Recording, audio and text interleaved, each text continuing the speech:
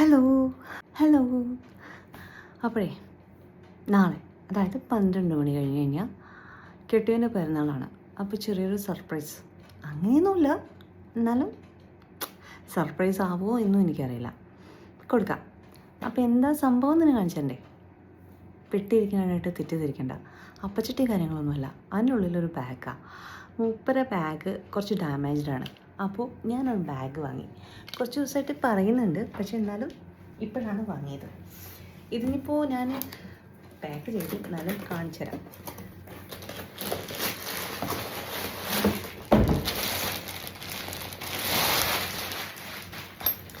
ഇതാണ് സാധനം. അപ്പോൾ നമുക്ക് പാക്ക് ചെയ്യാം. വായു. ഗിഫ്റ്റിൻ്റെ കൂട്ടത്തിൽ ചെറിയൊരു ഫോട്ടോ ഫ്രെയിമും അതേപോലെ തന്നെ ഒരു 3 ലാമ്പും വെച്ചിട്ടുണ്ട് കേട്ടോ. ഇതിഷ്ടപ്പെടുമെന്ന് അറിയില്ല.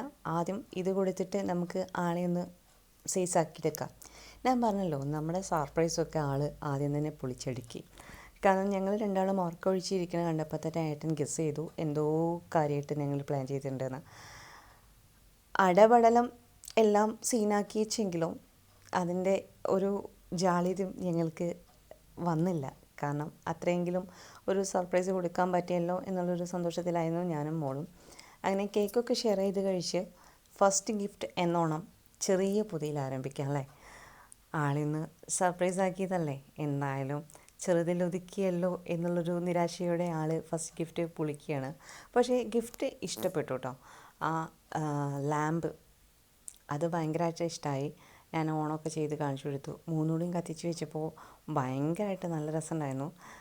കണ്ടോ, അതിൻ്റെ ഒരു അത്രയും ലൈറ്റ് ഉണ്ട് ഈ ചെറിയ 3 150 ആ റേറ്റ് വന്നിട്ടുള്ളൂ കേട്ടോ. ഒരു ഫോട്ടോ ഫ്രെയിമും വെച്ചിട്ടുണ്ടായിരുന്നു. അതിൽ ഫോട്ടോ ഒന്നും സെറ്റ് ചെയ്ത് കൊടുത്തിട്ടുണ്ടായിരുന്നില്ല. പിന്നെ അത് നമ്മൾ ഫോട്ടോ സെറ്റ് ചെയ്തു കേട്ടോ. Then next gift. ഇത് കണ്ടപ്പോൾ ഇനിയുണ്ടോ, അതോ എന്തിനാണ് ഇത്ര ക്യാഷ് ചിലവാക്കിയേ എന്നുള്ളൊരു ചോദ്യം ആ മുഖത്തുനിന്ന് വന്നു കേട്ടോ. എന്നാലും ആകാംക്ഷയോടെ രണ്ടാമത്തെ ഗിഫ്റ്റും പൊളിച്ചു നോക്കി. ഷർട്ടാണ്, ഇഷ്ടപ്പെട്ടു, കളറൊക്കെ ഭയങ്കരമായിട്ട് ഇഷ്ടപ്പെട്ടു എന്നൊക്കെ പറഞ്ഞു. ഷർട്ട് കണ്ടപ്പോൾ തന്നെ ലാലേട്ടൻ്റെ കയ്യിലും ഇതേ കളർ ഷർട്ട് ഉണ്ടെന്ന് പറഞ്ഞിട്ടായിരുന്നു കേട്ടോ പ്രഹസനം മൊത്തം. Then third gift. പെട്ടി കണ്ടപ്പോൾ തന്നെ ചോദിച്ച ചോദ്യം, അപ്പച്ചട്ടിയാണോടി എനിക്ക് ഗിഫ്റ്റ് എന്നായിരുന്നു. ആൾ തുറന്ന് നോക്കിയപ്പോൾ ബാഗ് കണ്ടപ്പോൾ ഭയങ്കരമായിട്ട് ഇഷ്ടമായി. എൻ്റെ ബാഗ് ഡാമേജായി നിൽക്കുമായിരുന്നു, താങ്ക്സ് ഉണ്ട്, ഒരുപാട് നന്ദിയൊക്കെ പറഞ്ഞു. ഒരുപാട് നന്ദി പറഞ്ഞില്ലെങ്കിലും ആ ഒരു മുഖത്ത് ഉണ്ടായിരുന്ന സന്തോഷം അത് നമ്മൾ വായിച്ചെടുക്കുകയെന്നേ. അപ്പോൾ അടുത്ത വീഡിയോ വരുന്നവരെ ബൈ ഓൾ, ടേക്ക് കെയർ.